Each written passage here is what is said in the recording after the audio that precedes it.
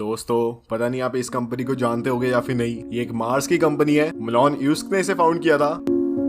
मतलब ऐसा कुछ नहीं है, इसका नाम है सैंगयोंग मोटर्स, जिसको महिंद्रा ने 2011 में एक्वायर किया था। जो इंडिया में XUV 300 आती है और जो एल्ट्यूरस आती है, इसी ब्रांड की कार्स है। लेकिन कुछ महीने पहले महिंद्रा ने सोचा इस ब्रांड को बेचने का, और जो कंपनी से खरीदने आई थी उसका नाम है एडिसन मोटर्स, और उसने भी मना कर दिया इस कंपनी को लेने से। तो देखते ऐसा क्यों हो रहा है कि ये ब्रांड जो कि बढ़िया कार्स बना रहा है, तब भी इस ब्रांड की एक बढ़िया एग्जिस्टेंस हो नहीं पा रही कार मार्केट में। तो पहले लेके चलता हूँ आपको 1964 में, जहाँ से इस कंपनी की जो बेकार शुरुआत है शुरू होती है। तो ये जो कंपनी है सैंगयोंग मोटर्स, इसकी शुरुआत होती है दो कंपनीज के तौर पे, जिसका नाम है हा डोंग ह्वान। देख रहे हो क्या बढ़िया कोरियन बोल रहा हूँ। और साथ ही में डोंगबैंग मोटर्स। और ये जो दोनों कंपनीज है, ये इंडिविजुअल कंपनीज होती है कोरिया की, जो कि 1963 में कोलैब करके एक सिंगल कंपनी बन जाते हैं, जिसका नाम है हा डोंग ह्वांग मोटर्स। और ये जो कंपनी है उस टाइम पे यूएस मिलिट्री के लिए थोड़ी बहुत जीप्स वगैरह बनाती थी, साथ ही में बसेस और ट्रक्स को बनाती थी, असेंबल करती थी। और जैसे इंडिया में फोर्स मोटर्स है, जो कि दूसरी कंपनीज के राइट लेके और दूसरी कंपनीज के थोड़े बहुत पेटेंट्स को लेके अपनी गाड़ियों में यूज करते हैं और खुद असेंबल करते हैं, वैसे ये कंपनी उस टाइम में कोरिया में काम करती थी, जो कि दूसरी कंपनीज के राइट लेके उनके पेटेंट्स लेके गाड़ियों को असेंबल करती थी और अपने नाम से या फिर उनके नाम से बेचती थी। फिर सब बढ़िया चलता है, बढ़िया चल रहा है सब। पर फिर आती है बढ़िया चीज, जिसमें 1994 में सैंगयोंग बिजनेस ग्रुप, जो कि कोरिया की एक कंपनी होती है, एक कॉन्ग्लोमरेट होता है, वो ये जो कंपनी होती है जिसका नाम है हा डोंग ह्वांग मोटर्स, इसको एक्वायर कर लेते हैं और इसका नाम बदल के सैंगयोंग मोटर्स रख देते हैं। और यहाँ से आप कह सकते हैं कि जो इस ब्रांड की स्टार्टिंग है शुरू होती है, क्योंकि अब इस ब्रांड में थोड़े बहुत पैसे आते हैं, कैश इन्फ्यूजन होता है, जहाँ से ब्रांड अपनी गाड़ियों को बना सकता है, इंजीनियर कर सकता है। और फिर ऑफिशियली 1991 में डाइमलर बेंज, जो कि आपको पता ही है मर्सिडीज बेंज की पेरेंट कंपनी है, वो सैंगयोंग मोटर्स के साथ कोलैब करते हैं कोरिया में एक नई एसयूवी बनाने के लिए, जिसमें मर्सिडीज बेंज अपनी टेक्नोलॉजी को सप्लाई करेंगे, अपनी पावर ट्रेन को, अपनी इंजीनियरिंग को, अपनी बॉडी पैनल्स को सप्लाई करेंगे। और ये जो सैंगयोंग मोटर्स है, इसमें थोड़े बहुत चेंजेस करके इसे लोकली असेंबल करेंगे कोरिया में और अपने नाम से बेचेंगे, और काफी वाइडर मार्केट को फिर वो टारगेट कर सकते हैं। पर भाई इसमें कमी दो तीन रह गई, जिसमें पहली कमी थी, जिसमें जो गाड़ी है वो तो सही थी, लेकिन उसमें भाई बहुत पुरानी, एटलीस्ट 10 साल पुरानी टेक्नोलॉजी थी मर्सिडीज बेंज की, उनके ट्रांसमिशन या फिर उनके इंजन या फिर बाकी सारे पार्ट्स, एज कम्पेयर टू जो उनकी करंट गाड़ी आ रही है। पर चलो कोई बात नहीं भाई, थोड़ा बहुत धंधा चलने लग गया, जो कार्स है बिकने लग गई, और जो सैंगयोंग मोटर्स है उसकी थोड़ी और प्रेजेंस बढ़ने लग गई कोरियन मार्केट में। और फिर मर्सिडीज बेंज ने अपनी जो MB100 वैन थी, वही वाली वैन के राइट्स इन्होंने सैंगयोंग मोटर्स को भी बेच दिए। भाई तुम जाओ जाके बेचो हमारी गाड़ी अपने नाम से, बढ़िया इंजीनियरिंग हमने करी हुई है, जो कि 20 साल पुरानी है, इसे अपने नाम से बेचो, प्रॉफिट कमाओ, हमें कुछ नहीं लेना देना। तो भाई ये तो भाई मजाक उड़ाने वाली बात है, इतनी पुरानी गाड़ी के राइट्स अब जाके दे रहे हैं। तो भाई वैसे मर्सिडीज बेंज छोटी छोटी कंपनीज को बहुत चोमू बनाती है, मैंने देखा है। और दोस्तों, चोमू से याद आया कि हमारी इन तोड़ दो तो भागे, लेकिन भाई प्लीज दबा दो। फिर ये जो मर्सिडीज बेंज और सैंगयोंग मोटर्स की कोलैबोरेशन है, ये सही चल रही होती है। लेकिन फिर 1997 में क्या होता है कि डेवो को आप जानते होंगे, इंडिया में एक कंपनी आई थी, काफी पिट के गई थी वापस। इस कंपनी ने सोचा क्यों ना हम सैंगयोंग मोटर्स को एक्वायर कर ले, मतलब पूरी कंपनी नहीं, उसका एक मेजॉरिटी स्टेक। और बढ़िया, फिर इस वाली कंपनी में अगर हम पैसे इन्वेस्ट करेंगे और उसके बाद जो कोरियन वाली मार्केट है उसका एक्सेस हमें मिलेगा, और फिर जो बाकी की मार्केट है, फॉर एग्जांपल यूरोपियन, ऑस्ट्रेलियन या फिर रशियन छोड़ो भाई, रशियन नहीं,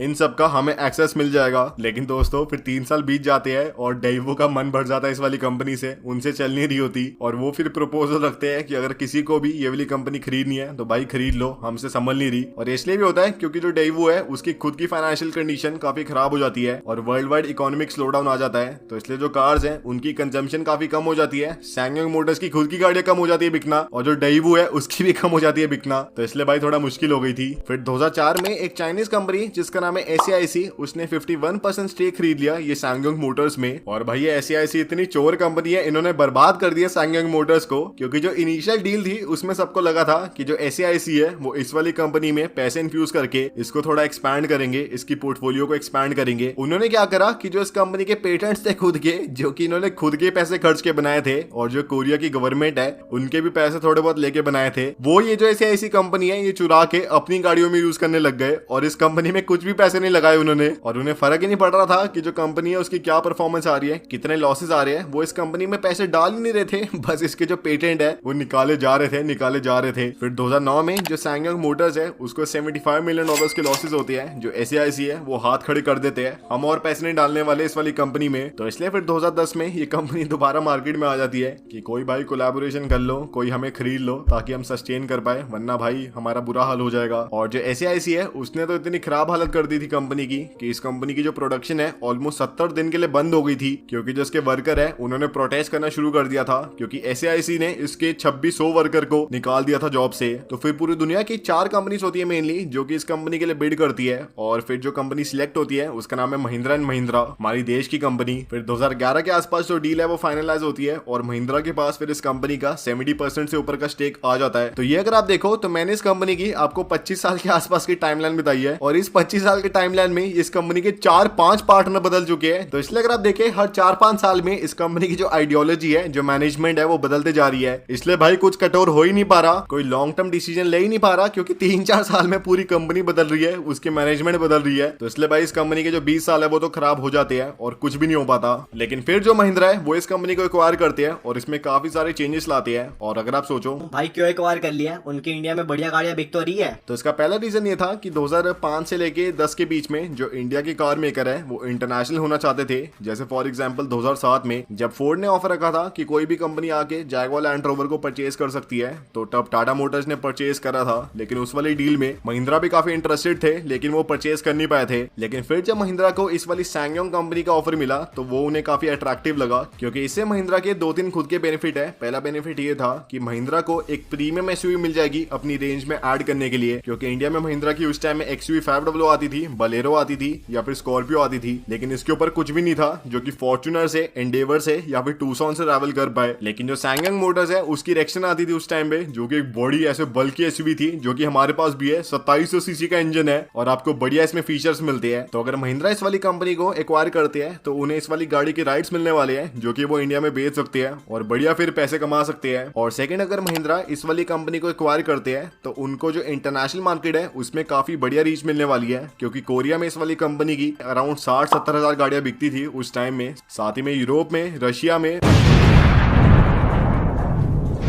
सॉरी भाई, सॉरी पुतिन भाई, सॉरी, रशिया छोड़ो, बाकी थोड़ी बहुत और कंट्रीज में इस वाले ब्रांड की कार्स बिकती थी। तो इसलिए अगर महिंद्रा इस वाली ब्रांड को एक्वायर करता है तो उन्हें काफी तगड़ी रीच मिलने वाली है इंटरनेशनल मार्केट में। और जब फिर महिंद्रा इस वाले ब्रांड को एक्वायर करते हैं तो उन्होंने काफी तगड़े एफर्ट्स डाले इसको रीस्ट्रक्चर करने के लिए। फॉर एग्जाम्पल जो 2600 वर्कर जो कि SAIC ने ले ऑफ कर दिए थे, निकाल दिए थे, महिंद्रा ने जो यूनियन है उससे कहा था कि धीरे धीरे जैसे हम जो प्रोडक्शन कैपेसिटी है उसे बढ़ाएंगे तो जो 2600 वर्कर है उन्हें दोबारा री एम्प्लॉय कर लेंगे। और ऐसा करने से जो साउथ कोरिया की वर्कर यूनियन है उसका ट्रस्ट उन्होंने जीत लिया। फिर अगली चीज इन्होंने क्या करी कि जो इस ब्रांड की मैनेजमेंट है उसे पूरी इंडिपेंडेंस दी, जैसे टाटा मोटर्स ने जैगुआर लैंड रोवर की मैनेजमेंट को दी थी कि आप अपने डिसीजन खुद लो, आप खुद गाड़ियां बनाओ, खुद उन्हें इंजीनियर करो और खुद बेचो मार्केट में, हम आपको फाइनेंशियल असिस्टेंस प्रोवाइड करेंगे। और वही महिंद्रा ने इस वाले ब्रांड के साथ करा। और थर्ड चीज क्या हुई कि जो सैंगयोंग मोटर्स है और जो महिंद्रा है उनकी अगर आप लाइनअप देखें तो काफी कुछ सिमिलर थी, जिसमें दोनों ब्रांड्स मेजरली एसयूवीज पे फोकस करते थे। तो इसलिए फिर जो सप्लाई चेन है दोनों ब्रांड्स की काफी बढ़िया हो सकती है कोलैबोरेशन करने से, क्योंकि महिंद्रा के पास इंडिया में काफी लो कॉस्ट वाले सप्लायर है, फॉर एग्जांपल भारत फोर्ड, और जो सैंगयोंग है उसके पास कोरिया में है थोड़ी बहुत सप्लायर्स। तो इसलिए भाई दोनों का बढ़िया जंक्शन हुआ, जो सेल्स है थोड़ी बढ़िया होनी शुरू हो गई। और 2015 में फिर इस ब्रांड ने लॉन्च करी अपनी टिवोली, जो कि इस ब्रांड की आप कह सकते हैं कि सबसे सक्सेसफुल एसयूवी थी, जो कि कस्टमर्स को काफी पसंद आई। और जिसके लॉन्च के बाद 2016 में इस ब्रांड ने 1,55,000 गाड़ियां बेची, जो कि इस रद्दर से ब्रांड के लिए काफी बड़ी चीज थी। और सेकंड, इस ब्रांड ने 9 सालों में पहली बार 350 करोड़ का प्रॉफिट शो करा, जो कि बहुत ही बड़ी बात है। एक डूबती नैया को बचाया और उसे फिर प्रॉफिटेबल बनाया। लेकिन दोस्तों इसी बीच थोड़ी खराबी हो गई कि जो महिंद्रा है उनकी जो खुद की इंडिया में परफॉर्मेंस है वो काफी खराब हो गई, क्योंकि अगर आप महिंद्रा की सेल्स देखें 2011 से लेके 2019 के बीच में तो काफी कुछ स्टैग्नेंट रही है, जिसमें जो सेल है थोड़ी बहुत ऊपर नीचे हुई है, लेकिन वही एवरेज अगर आप लगाए वही है 2 लाख गाड़ियां एक साल की। जबकि जो इंडिया की यूटिलिटी व्हीकल वाली मार्केट है इसके बीच में काफी अच्छा परफॉर्म करी थी, उसमें काफी तगड़ी ग्रोथ आ रही थी। लेकिन जो मार्केट शेयर है महिंद्रा का वो कम होता जा रहा था और दूसरे car maker for example Hyundai या फिर मारुति वगैरह उनका बढ़ता जा रहा था। तो इसलिए महिंद्रा की खुद की सेल्स इंक्रीज हो नहीं रही, उनके मार्जिन रिड्यूस हो रहे हैं, तो ऑब्वियसली भाई उनके पास भी कम पैसा आ रहा है। और फिर उसके बाद जो सैंगयोंग मोटर्स है उसकी खुद की सेल्स भी डिक्लाइन होना शुरू होती है। जो कंपनी ने 1 साल में प्रॉफिट शोकेस करा दोबारा लॉसेस में आ गई। और अभी वही वाली सिचुएशन हो गई थी कि मान लो कि आपके पास पैसे है तो आप अपने छोटे भाई को पैसे दे सकते हो कि जा जाके आइसक्रीम खा ले, लेकिन मान लो कि आपके पास खुद ही पैसे नहीं है तो आप अपने छोटे भाई को कैसे दोगे? तो यही महिंद्रा और सैंगयोंग मोटर्स के साथ हुआ, जिसमें महिंद्रा के पास खुद ही कम पैसे थे और जो सैंगयोंग मोटर्स है कंसिस्टेंटली उससे पैसे मांग रहे थे अपने लॉसेस को रिकवर करने के लिए। और फिर 2019-20 में जो लॉकडाउन वगैरह शुरू हुआ उससे इस ब्रांड की सेल एकदम ही डिक्लाइन हो गई। जो महिंद्रा है उनकी भी सेल एकदम डिक्लाइन हो गई। महिंद्रा के पास खुद ही पैसे नहीं थे और जो सैंगयोंग मोटर्स है ऑलमोस्ट बैंकरप्टेंसी की वर्ड्स पे था। और फिर इसी बीच में एक और चीज क्या खराब होती है कि जो महिंद्रा है भले जो उनकी सेल है पिछले अराउंड 8-9 सालों की वो सेम रहती है, लेकिन जो इस ब्रांड की सैंगयोंग वाली गाड़ियां इंडिया में वो भी काफी बेकार परफॉर्म करती है, जो कि इस ब्रांड ने इनिशियली एक्सपेक्ट नहीं करा था। फॉर एग्जांपल जो रेक्सन आपको पता ही है बिकी नहीं थी बिल्कुल भी, भले जो गाड़ी काफी तगड़ी थी। फिर इस ब्रांड ने अपनी अल्टोरस को लॉन्च करा, वो भी बढ़िया परफॉर्म नहीं कर पाई, लेकिन जो XUV300 है या फिर जो टिबोली है वो फिर भी बढ़िया परफॉर्म कर पाई। तो जो सैंगयोंग मोटर्स की कार्स है जो कि महिंद्रा ने इनिशियली सोचा था कि इंडिया में बढ़िया परफॉर्म करेगी, वो भाई पिट गई इंडिया में बिल्कुल, और जो उनकी ये वाला प्लान था वो भी खराब हो गया। तो इसलिए फिर महिंद्रा ने अब सोचा कि हम इसमें और पैसे डालने नहीं वाले, इस कंपनी को बेचने वाले हैं। अगर किसी को भी खरीदना है तो आप बिड लगा सकते हैं। और फिर एक कंपनी आती है जिसका नाम है एडिसन मोटर्स, वो इस कंपनी के लिए बिड लगाती है। और अभी कुछ दिन पहले उस कंपनी की पेमेंट की डेट थी, उन्होंने भी भाई स्किप कर दी पेमेंट, और अभी कंपनी दोबारा मार्केट में है बिकने के लिए। लेकिन मैं आपको अपने पर्सनल एक्सपीरियंस से बता रहा हूँ, हमारे पास काफी साल से इस ब्रांड की जो सैंगयोंग रेक्सन है वो थी और काफी तगड़ी चलती है, काफी ज्यादा स्मूथ गाड़ी है और फॉर्च्यूनर से मेरे ख्याल से ज्यादा बढ़िया गाड़ी थी उस टाइम पे। और यही था आज की वीडियो में। अगर आपको पसंद आए तो लाइक शेयर सब